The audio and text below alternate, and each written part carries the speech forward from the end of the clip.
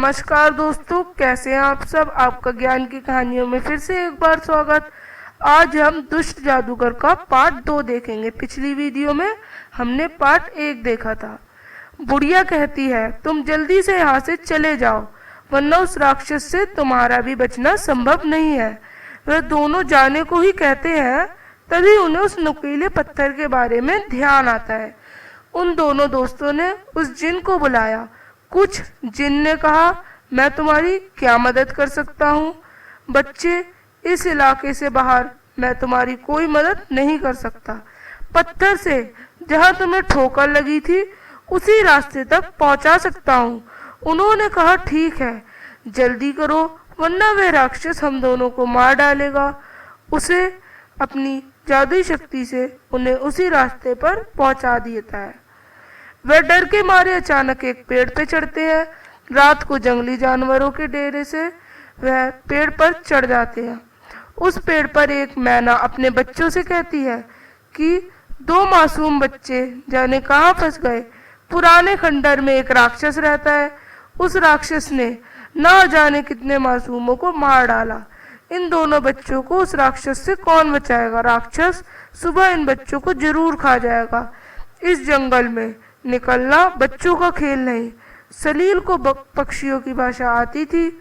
उसके पिता आदिवासी थे, वे पक्षियों की बोली जानते थे। मैना कहने लगी कि वह अभी 1 किलोमीटर चले तो उन्हें एक घर दिखाई देगा। उस घर में चले जाएं तो वह दोनों बच सकते हैं। सलील ने जब यह सुना तो उसने अपने दोस्त पुनीत को सारी बात कही।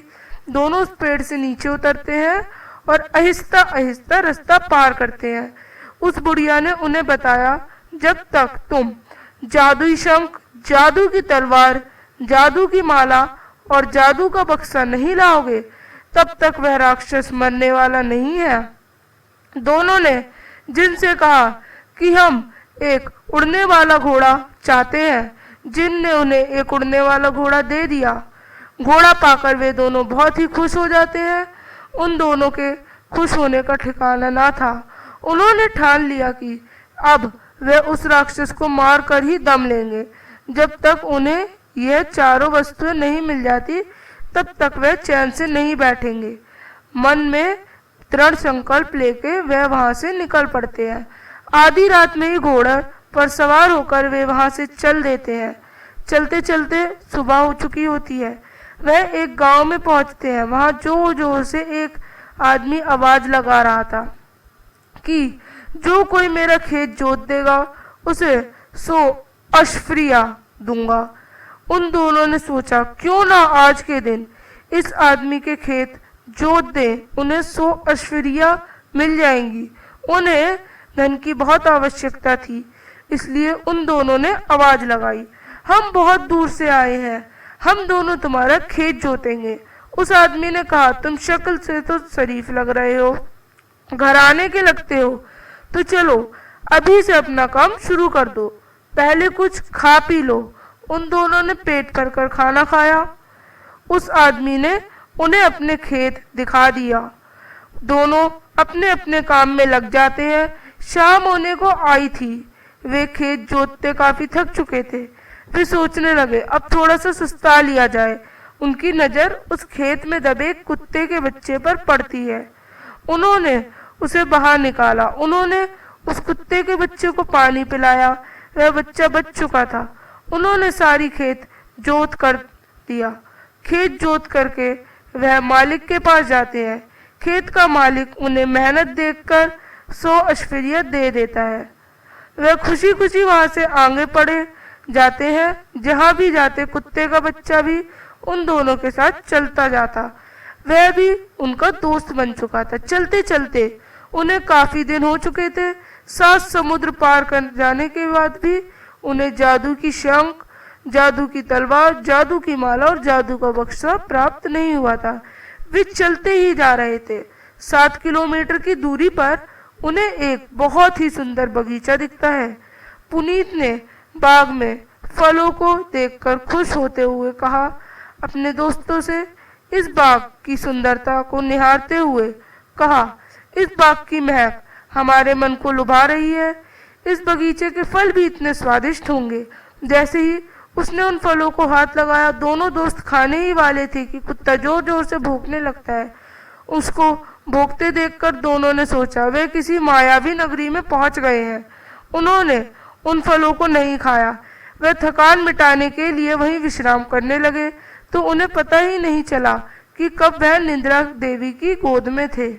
जब जागे तो उन्हें अपने आप पर एक हवेली पाई।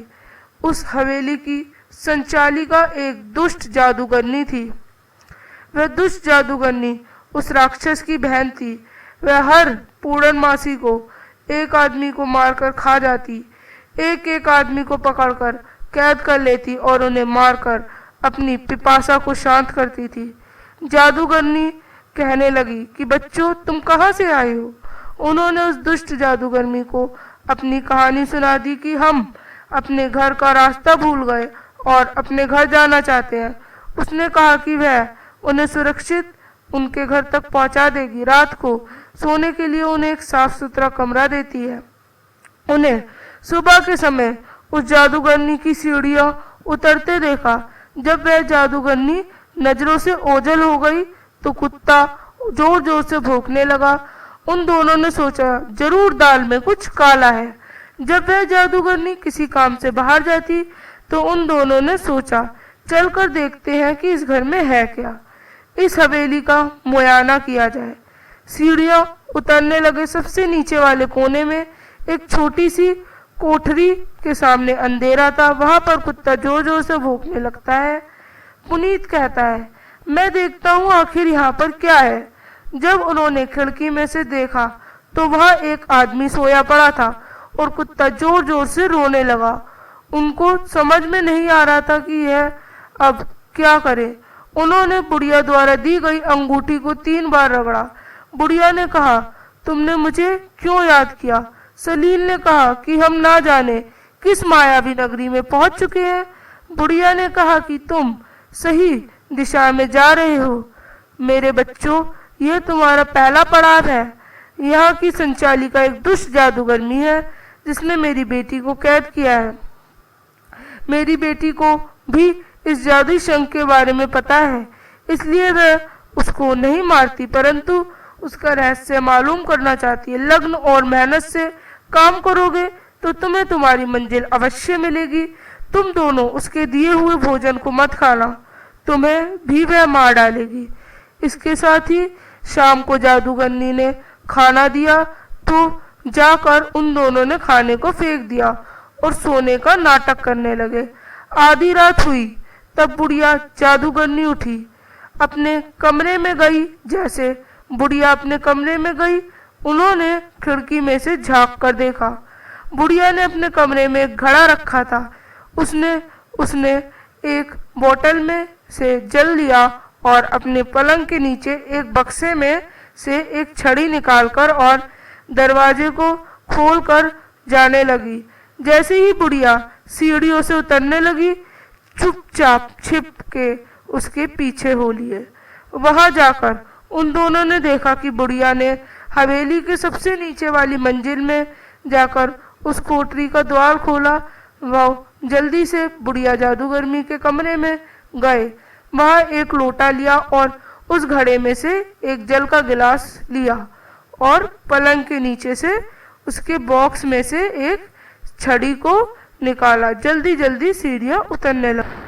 तो ये था हमारा दुष्ट जादूगर पार्ट 2। कैसा लगा जरूर बताएं।